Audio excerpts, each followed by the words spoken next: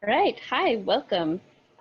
This is Member Tips for Puddletown Knitting Guild, and today we're going to be going over how to pick up stitches after you've done some frogging. So I'm not talking about tinking or knitting backwards when I've made a mistake, maybe here on the needle and I knit backwards, carrying the yarn as I go. I'm talking about I made a mistake down here. Maybe the baseball game was on, I didn't want to go get the pattern and I knit 3 inches too far or something like that, or some reason. There's always a reason to have to rip out your knitting, but I want to make it give you some tools that is going to make it not so intimidating to pick up stitches.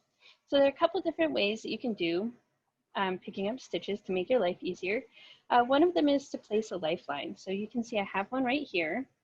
I was a knitter long before I figured out what this was. I actually learned how to do this when I learned brioche. I kept on making mistakes and I didn't. Brioche is particularly hard to rip out and pick up stitches. So the swatch I'm showing you right now is super easy. So there are a couple ways you can place a lifeline.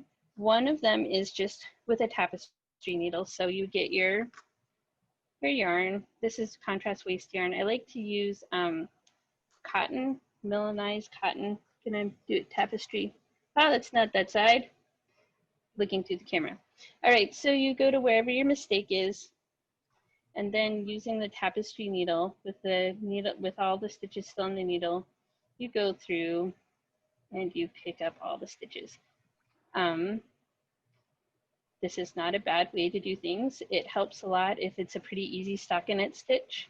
One of the things that the tapestry needle does is it might split the yarn a little bit as I'm going through it. This isn't unworkable. Like I can pull down here and you see I accidentally caught some of the yarn there. I just would be careful when I'm picking it up with the needle later that I don't split the stitch. And you remember last month how I was telling you how the stitch sits on the needle.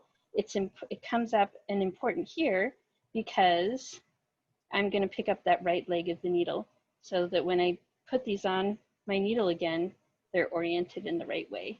So remember, when you're picking up stitches, always the right leg goes forward. All right, so that's the tapestry needle way. And that's like if you notice you're up here and you've made a mistake. If you're doing work that you kind of expect yourself to make a mistake in, you can place it ahead of time. So this is really for planning ahead. So I mentioned I learned this when I was doing brioche. You can also do it for lace. And we're going to use our interchangeable needles in a sneaky way. So interchangeable needles have this teeny tiny little hole there, and it's for this pin so that you can get a hold of the cable and screw that on really tight. But what I'm going to use it for is for placing a lifeline. So I'm going to pick up the other needle on this side, get that thread that I was using, and I'm going to thread it into this teeny tiny little hole. So it helps to have waste yarn that's not split on the end so I can thread it. So I'm going into the needle that I'm going to knit with. I'm going to pull a good extra long tail out because you don't want it to come out. And then I'm going to knit this row.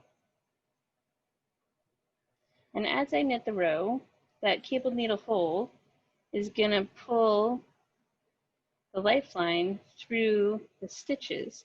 The advantages of placing the lifeline like this is, you're going to hit every stitch, like with the tapestry needle, if you're doing a pattern especially, you might miss one. And also I know that I'm getting it through every single stitch the whole way. Like I said, this is one that you kind of have to plan out. So you have to kind of be expecting to make mistakes. So maybe you're learning a new stitch, or it's brioche or lace or something like that. So get to the end of the row. As I pull the stitches over this hole, it is pull the end out and pull it out of here. Don't want that anymore. You can see that I've placed the lifeline here. So it's like you were playing a video game and you're like, this is my save point. If something happens past this point, I want to be able to go back and reverse it. So after I knit up here, then it's going to be all fine and well and dandy. So 2 ways. So now we've come to the point where you actually have to rip out. I'm going to pull this out. I don't need this. So I'm going to show you first with the lifeline. The great thing about knitting is it doesn't really want to come off the needles. So you could have a heart attack right now, but really if I wanted to, I could pick this up. Just don't pull that one thread. It's not going to go anywhere. It's kind of just sitting there. You could even throw it in a bag like this and it probably wouldn't lose that much. So it's good to be calm around knitting where your stitches are all off the needles. But let's say I'm gonna go back down to this, this lifeline down here. So I can do this pretty much without any worries because that lifeline is gonna stop me before I go anywhere. If you have to do a lot of unwinding, you can just hook it up to the ball winder and go. One time I had my husband hold my work for me and I started ripping out without telling him what I was doing. That was really fun. Just surprise people with what you're doing with your knitting. And if you're ever wondering why we call it frogging, it's because we're rip it, rip it, rip it. All right, so here we are. Down, I knit too far. All right, so now I can't pull it any further. This cable, or my lifeline, is pretending to be the needle and it's holding it for me. So then I can just pick up here exactly like I would otherwise. And I can get these last ones, not a big deal. But let's pretend you're not the lifeline sort of person, or you weren't thinking about it, and that's out. So no lifelines here. And I'm gonna go pull out till I get to someplace that I need to pick up. Now, let's pretend this row right here is where I wanna pick up. Rip out to one row above where you wanna pick up. Pick up your stitches on the edge here. Now, this is my very handy trick. So you hold the stitch above like this, and you use that stitch to open up the stitch below. So pull that out. I'm pinching that above stitch in my hand. So I'm not trying to put the top stitch in the needle. I'm just doing the one row below. That stitch isn't going anywhere. I'm just holding it still and steady with the one that I have. Just like that. Super easy, super calming. You don't have to worry about it. Like if you make a mistake, you can fix it. And that was the member tip for this month.